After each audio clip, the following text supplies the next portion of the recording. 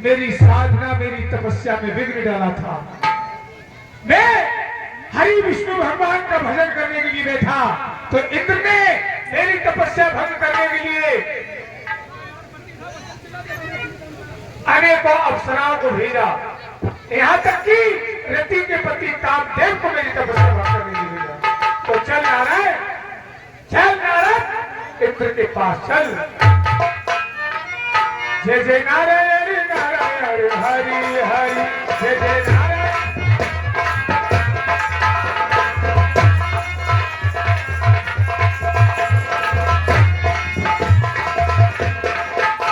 और तेरी लीला जग से न्यारी न्यारी, हरि हरि। तेरी लीला जग से न्यारी न्यारी, हरि हरि। जय जय नारायण नारायण हरि हरि।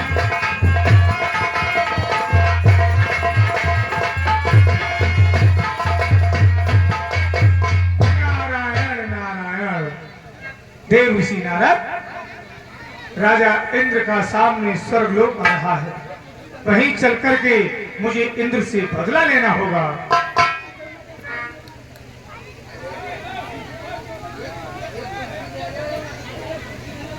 अरे कुर्सी दे दो।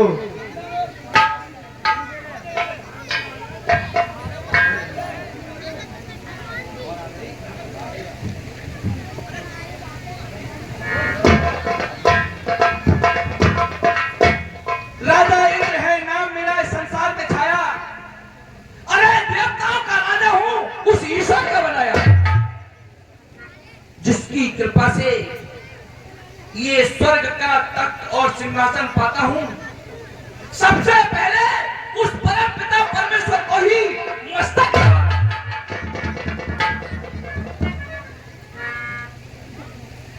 राजा हूं मैं स्वर्ग का, इंद्र मेरा नाम।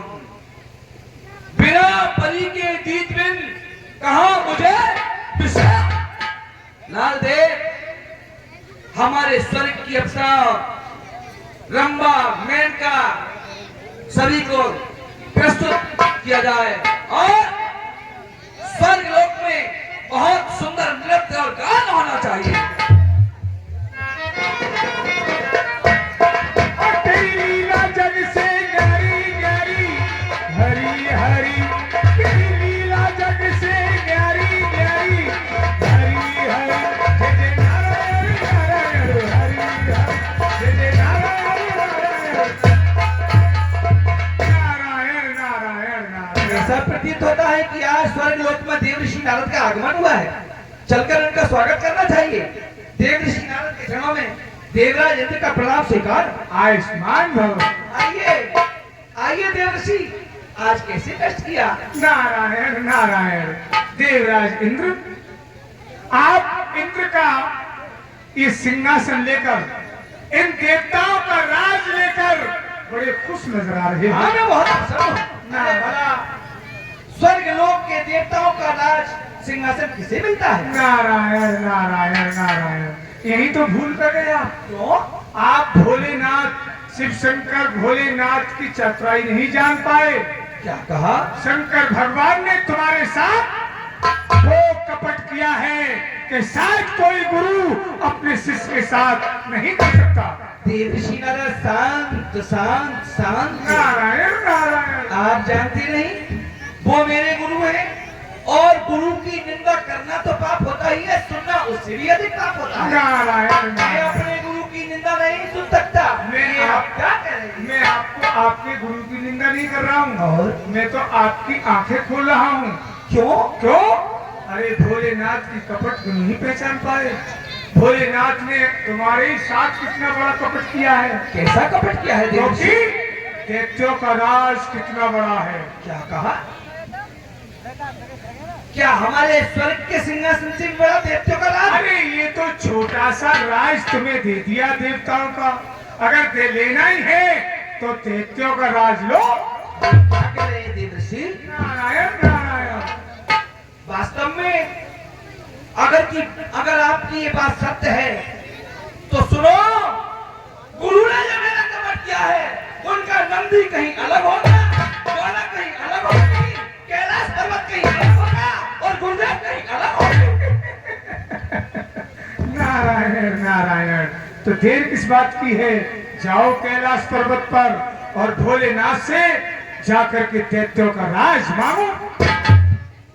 वाह देवर्षि, मैं आपका बहुत आभारी हूँ, क्योंकि मैं तो आज तक इस देवलोक के सिंहासन को ही सर्वोपरि समझे बैठा था। मुझे नहीं मालूम आज आपने मेरे नेत्र खोल दिए कि मुझे उस बड़े राज का अधिकारी न बनाकर एक तुच्छ देवताओं का राज दे दिया। छोटा सा राज है देवताओं का, लेना है तो दैत्यों का राज लो। आप निश्चिंत रहें देवर्षि, मैं जाकर, आज मेरे हृदय में बहुत क्रोध है और बड़ी पीड़ा भी है कि ये गुरु होते हुए उन्होंने मेरे साथ इतना बड़ा धोखा किया। देवर्षि, मैं अभी कैलाश पर्वत पर जाता हूँ और गुरुदेव से जाइए। नारायण नारायण, देखा अब यहाँ से देवताओं में खलबली शुरू। मुझे भोलेनाथ से भी बदला लेना है, क्योंकि भोलेनाथ ने त्रेता युग में मेरे पीछे अपने गढ़ लगा दिए, गढ़। और आप लोगों से भी कहना है क्या? और कोई किस्मत चाहिए भैया, कोई किस्मत चाहिए भैया, नारद की चक्की चल रही है। कोई किस्मत चाहिए भैया, नारद की चक्की चल रही है। कोई किस्मत चाहिए।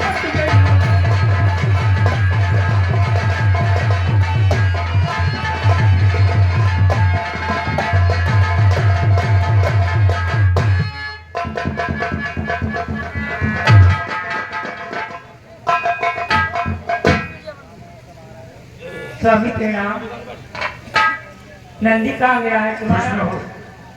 देखिए, मैं ये क्या देख रहा हूँ पार्वती, क्या? आज तो कैलाश पर ऋषि नारद का आना हो रहा है और मगन भी है। देखते हैं। जय जय नारायण नारायण हरि हरि। ओ तेरी लीला जग से न्यारी न्यारी। हरि हरि। जय जय नारायण नारायण हरि हरि।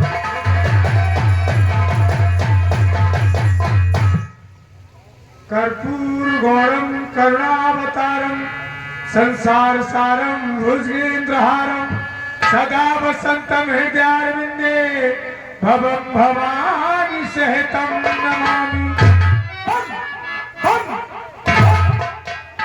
भोलेनाथ के चरणों में देव ऋषि नारद का प्रणाम स्वीकार।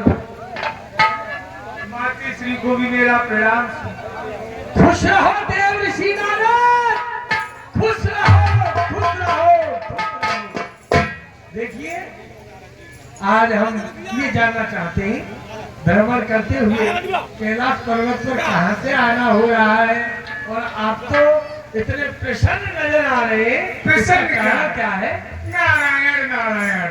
भोलेनाथ, तुम तो जानते हो कि मैं कभी ढाई घड़ी से अधिक नहीं ठहरता जी, क्योंकि मुझे दक्ष प्रजापति का साथ लगा हुआ है कि नारद, तुम कहीं ढाई घड़ी से ज्यादा ठहर नहीं सकते हो। तो मेरा कार्य तो भ्रमण करना है। आज भ्रमण करते करते मैं स्वर्गलोक में देवताओं के राजा इंद्र के पास पहुंच गया। हमारे शिष्य के पास पहुंच गए। लेकिन तुम्हारा शिष्य तो बड़ा ही मूर्ख है। मूर्ख है। कैसी बातें कर रहे हैं आप? तुम्हारा शिष्य कह रहा था कि हमारे गुरु भोलेनाथ ने मेरे साथ छल किया है, कपट किया है, मेरे लिए एक छोटा सा राज देवताओं का दे दिया, और वो अब तुम्हारे पास दैत्यों का राज लेने के लिए आ रहा है। देवताओं का राज दैत्यों का छोटा माना है। हाँ, देवताओं को छोटा माना है। दैत्यों का राज लेने के लिए आ रहा है। जी। देखिए नारद, मेरा शिष्य अज्ञान क्या कर रहा है, नारायण क्योंकि नारायण। दैत्यों का राज तो बहुत बड़ा है हाँ। और देवताओं का राज चलाना बहुत सरल है। तो मैं उसे समझा दूंगा, अगर वो आ रहा है तो ऐसा नहीं करने दूंगा, क्योंकि दैत्यों का राज उसके बस की बात नहीं है, वो चला ले। नारायण नारायण। भोलेनाथ, मैं इसीलिए आपके पास आया हूँ। अच्छे कहीं आप बहक न जाएं, अपने शिष्यों की बातों में आ न जाएं, और शिष्य की बात में आकर के कहीं तुम उसे दैत्यों का राज ही ना दे दे। भोलेनाथ ये गलती मत करना। नहीं, अगर दैत्यों का राज तुमने इंद्र को दे दिया तो उससे राज नहीं संभलेगा, नहीं समझे, है? ठीक है, तो हमारा कहना मान करके राज तो नहीं दोगे? नहीं देंगे, नहीं दोगे ना? बिल्कुल। और माया की चक्की चल रही है, कोई किस्मत गई हो भैया। माया की चक्की चल रही है, कोई किस्मत गई हो भैया।